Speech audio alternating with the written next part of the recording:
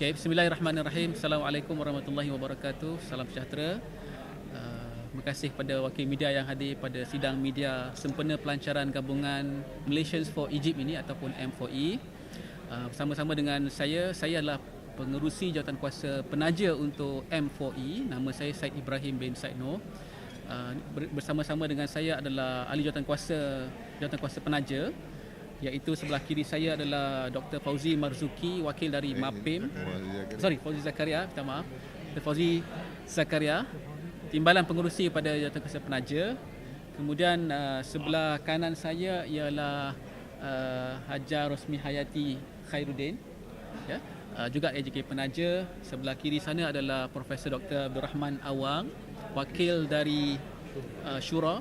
Tadi Puan Rosmi Hayati daripada Mawaddah. Dan yang hujung sekali sebelah kiri itu adalah setiausaha kepada jawatankuasa penaja, iaitu Tuan Haji Nahar Muhammad Noor, wakil dari Ikram, Pertubuhan Ikram Malaysia.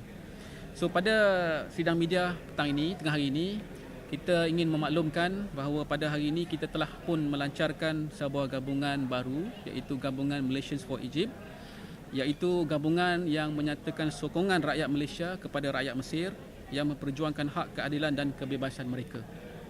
Mungkin ramai yang tidak maklum, tetapi pergolakan di Mesir sebenarnya masih berlanjutan dan dianya perlu diberikan perhatian kerana kesannya yang besar, bukan sahaja kepada dunia Arab tetapi sebenarnya kepada rantau benua yang lain. Ini kerana kedudukannya adalah kedudukan strategik Mesir ini, sejarahnya dan juga rakyatnya. Dan kita boleh tengoklah kesan meluas daripada revolusi pada tahun 2011 dulu, ya, yang mencetuskan banyak kebangkitan, kesedaran kepada seluruh dunia, bukan sahaja di rantau Timur Tengah tetapi sehinggalah ke negara kita juga. Dan kesan ini kita anggap sebagai kesan yang baik dan dia memberi harapan baru, nafas baru kepada perubahan, iaitu perubahan daripada satu pemerintahan rejim tentera kuku besi kepada pemerintahan demokrasi yang berasaskan kepada suara rakyat. Tapi perkara ini semuanya terbantut apabila berlakunya peristiwa kudeta ataupun rampasan tentera pada 3 Julai 2013, di mana Presiden pada ketika itu, iaitu Dr. Muhammad Mursi, telah digulingkan oleh tentera yang dipimpin oleh RCC. Dan lebih malang lagi, yang kita harus sebut, harus jelas, ialah beribu-ribu rakyat Mesir dibunuh dan ditangkap hanya kerana mereka ni nak membantah untuk menuntut hak mereka dan mempertahankan institusi demokrasi. Jadi kita dalam sebagai warga dunia, kita tidak boleh membiarkan perkara ini berlalu begitu sahaja. Ya, kita tidak boleh ambil tidak kisah, tidak campur tangan, kerana ini adalah isu kemanusiaan. Ya, inilah yang dimahukan sebenarnya oleh banyak daripada negara-negara asing ataupun negara-negara lain. Jangan campur tangan, biarkan ini adalah urusan Mesir. Tetapi hakikatnya ini adalah isu kemanusiaan. Ini adalah isu pembunuhan, kekejaman yang kalau kita tidak bersama menunjukkan rasa keprihatinan kita kepada mereka, maka keadaan akan lebih buruk. Ya? Dan mungkin ianya boleh berlaku kepada tempat-tempat yang lain, termasuk di negara kita sendiri. Jadi hari ini hari susah bagi mereka, tapi hari esok mungkin kita yang susah. Kita harap pula bantuan daripada mereka. Jadi inilah premis kami. Secara umumnya kita lihat sebenarnya banyak parti-parti politik, NGO juga telah pun menunjukkan keprihatinan terhadap perkembangan di Mesir. Kita tahu sebenarnya memang sebelum ini ada banyak usaha-usaha yang telah dilakukan oleh NGO, sama ada melalui protes-protes di kedutaan, kemudian adanya himpunan Solidariti Umat, ada kempen bantahan seperti kempen Silence is not an option. Kemudian ada juga wacana seminar, temu ramah di media dan sebagainya, yang mana berlaku banyak, ya. Tetapi kita tahu sebenarnya krisis di Mesir ini akan berlarutan.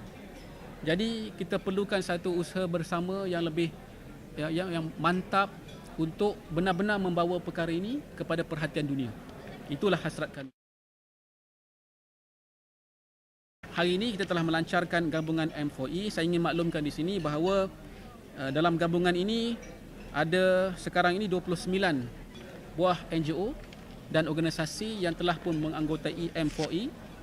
NGO ini ada daripada kumpulan-kumpulan etnik yang berbeza. Ada daripada Melayu, Cina, India, juga ada daripada golongan anak-anak muda, dari wanita, Jadi ianya mempunyai satu gabungan yang sangat baik. Kita harap insya-Allah dia akan berkembang lagi dan akan sepakat mendukung objektif dan pendirian-pendirian asas yang berikut. Iaitu objektif yang pertama ialah kita menyatakan sokongan rakyat Malaysia terhadap rakyat Mesir yang memperjuangkan keadilan. Yang kedua, kita nak wujudkan satu platform yang menyatukan suara masyarakat madani di Malaysia. Ketiga, nak memberi penerangan yang benar kepada rakyat sebab banyak sangat perkara-perkara yang sebenarnya tidak betul berkenaan dengan Mesir ni, kita nak memberikan penerangan yang sebenarnya.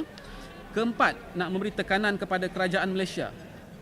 Maknanya kita tahu sikap kerajaan dalam hal-hal begini tidak campur tangan. Tapi kita nak tekankan kepada kerajaan Malaysia untuk mengambil pendirian berprinsip, berasaskan kepada kebenaran, kebebasan dan keadilan. Perkara-perkara ini, prinsip ini adalah common principles yang sepatutnya diperjuangkan oleh mana-mana negara. Jadi kalau ada yang tergugat dalam konteks prinsip-prinsip ini, kita harus bersama-sama solidariti kita dengan rakyat dalam negara tersebut. Dan yang objektif yang kelima ialah kita nak mewujudkan kerjasama dengan badan-badan antarabangsa yang ada objektif yang sama. Kita tahu mungkin satu ketika besok mungkin wujud Australians for Egypt, mungkin wujud Indonesians for Egypt, mungkin wujud lain-lain negara. Kita nak ada solidariti itu di kalangan negara-negara dunia.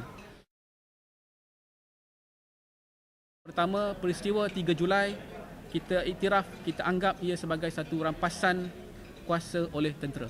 Kadang-kadang orang kata bukan rampasan kuasa, ia cuma peralihan kuasa. Tak, dia adalah rampasan kuasa oleh tentera. Yang kedua, kita setuju asasnya kita mesti tentang rampasan kuasa tersebut. Kerana ia tidak membawa kebaikan, ia membawa kepada kehancuran. Yang ketiga, kita bersetuju walaupun macam mana kita akan gunakan pendekatan aman. Dan ini telah ditunjukkan dengan berjaya sekali sebenarnya oleh rakyat Mesir. Walaupun ditentang, dikenakan habis-habisan, tapi mereka bertindak aman, tidak menggunakan senjata. Nampak sangat sebenarnya yang salah ataupun yang membuat kezaliman ini adalah pihak tentera. Dan pendirian asas yang keempat, kita setuju, ini penting sekali, bahawa kita kena kembalikan hak rakyat untuk menentukan kepimpinan negara. Jadi kalau nak tentukan kepimpinan di Mesir itu adalah rakyatnya, bukan ditentukan oleh tentera, bukan ditentukan oleh kuasa asing, tapi rakyatnya sendiri melalui proses pilihan raya yang adil dan sah. Dan kelima, kita setuju mereka terlibat ni dengan rampasan kuasa, dia mesti dibawa ke muka pengadilan. Yang membunuh semua ni kena bawa ke muka pengadilan. Dan akhir sekali kita juga bersetuju bahawa semua tahanan politik ni mesti dibebaskan. So ciri-ciri gabungan ni ada banyak. Antaranya adalah kita ni adalah bersifat nasional, kita ni bersifat civil society, masyarakat madani, kita terbuka kepada semua NGO di Malaysia. Kita juga berdasarkan sifat permuafakatan. Maknanya bukan satu kumpulan saja yang tentukan, tidak. Seboleh mungkin ada permuafakatan di kalangan semua NGO dalam gabungan. Tapi pada masa yang sama kita tak menghalang anggota gabungan ini, kalau ada misalnya dari MAPIM, dari Mawaddah sendiri nak mengambil tindakan sendirian kerana mereka ada kekuatan di situ, silakan, tidak ada masalah bagi gabungan ini. Kemudian kita juga bergerak dalam batasan perlembagaan Malaysia, bukan luar batasan perlembagaan Malaysia. Setakat ini ada 29. Yang pertama ialah Pertubuhan Ikram Malaysia, Ikram. Kedua ialah Angkatan Belia Islam Malaysia ataupun ABIM. Ketiga ialah Majlis Perundingan Pertubuhan Islam Malaysia, MAPIM. Keempat, Sekretariat Himpunan Ulama Rantau Asia, Syura. Kelima, Pertubuhan Pemuda Gema Malaysia atau GEMA. 6, Wanita Pertubuhan Ikram Malaysia, Wanita Ikram. 7, Pertubuhan Mawaddah Malaysia, Mawaddah. 8 ialah Islamic Renaissance Front, IRF. Ke-9 ialah Negeri Sembilan Chinese Assembly Hall. Negeri Sembilan Chinese Assembly Hall. Yang ke-10 ialah Saya Anak Bangsa Malaysia, SABM. 11, Center for Policy Initiative, CPI Malaysia.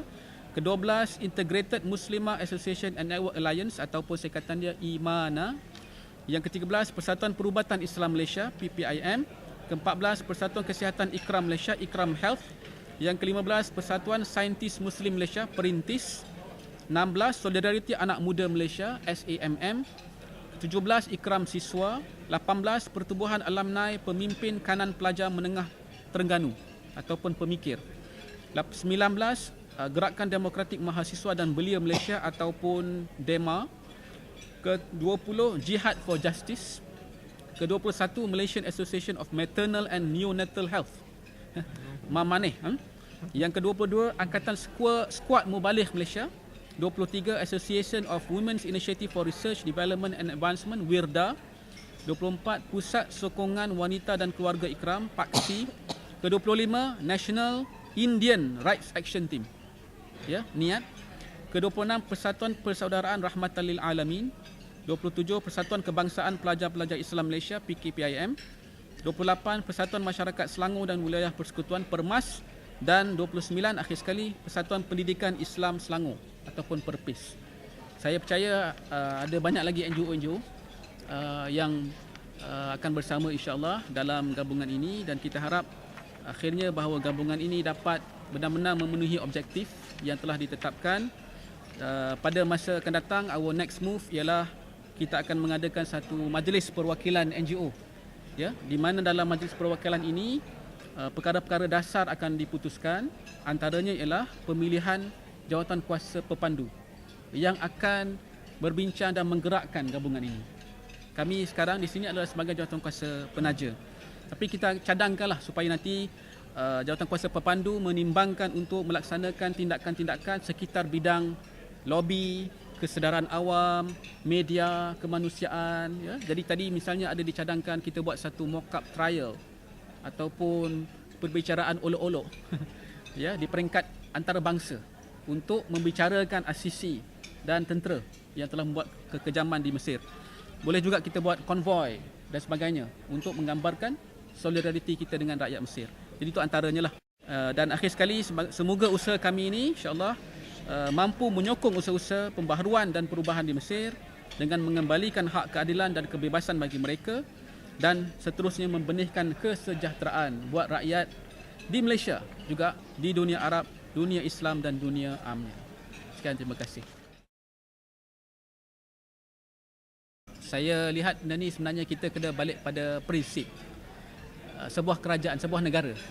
Ya, kalau kita tegas dengan prinsip tersebut, kita pegang prinsip tersebut, iaitu prinsip keadilan, prinsip kebebasan, prinsip kemanusiaan. Ini semua adalah prinsip-prinsip common yang tidak harus dipertikaikan oleh mana-mana negara. Mana-mana negara, termasuk sepatutnya Mesir. Jadi kalau kita membuat pendirian, sikap, ya, di mana kita kata mesti ada wujudnya ruang demokrasi untuk Mesir, di mana rakyat berhak untuk membuat pemilihan mereka sendiri. Kedua, kita kata sikap kita tidak boleh membenarkan pembunuhan, kekejaman, dan pihak pemerintah, mereka yang memimpin perlu bertanggungjawab. Itu bukan bermakna kita campur tangan, ya. Mungkin kesan tu ada kepada mungkin dari segi dipanggil sebagai interest kita, kepentingan-kepentingan kita di Mesir, ya, macam yang dikaitkan tadi tentang pelajar. Tetapi saya rasa perkara ini lebih besar, ya, lebih prioriti, ya, daripada setakat kita memikirkan tentang rakyat kita semata-mata. Benar, kita juga harus tahu bahawa efek kesan tu nanti maknanya kalau dari segi politik pun ada kesannya. Mungkin dia orang bimbang, mungkin tak dapat sokongan nanti daripada ibu bapa kepada anak-anak yang balik daripada Mesir ni, tak boleh belajar di Mesir, ya, membuat masalah-masalah. Tapi saya rasa kalau sikap ini ditunjukkan dengan betul, diberi justifikasi yang baik, ya, tidak ada masalah sebenarnya kepada Malaysia. Malah saya percaya dan saya yakin negara-negara yang akan respect, akan hormat Malaysia. Ya, tidak mudah saja mengatakan Malaysia ni lembik, lemah, ya, tak ada pendirian. Bila tiba macam ni asingkan diri, ya. Saya rasa sepatutnya aspek ni adalah aspek warga dunia. Kita adalah warga dunia, kita bukan warga Malaysia sahaja. Warga sejagat. Isunya adalah isu sejagat, bukan isu Malaysia saja.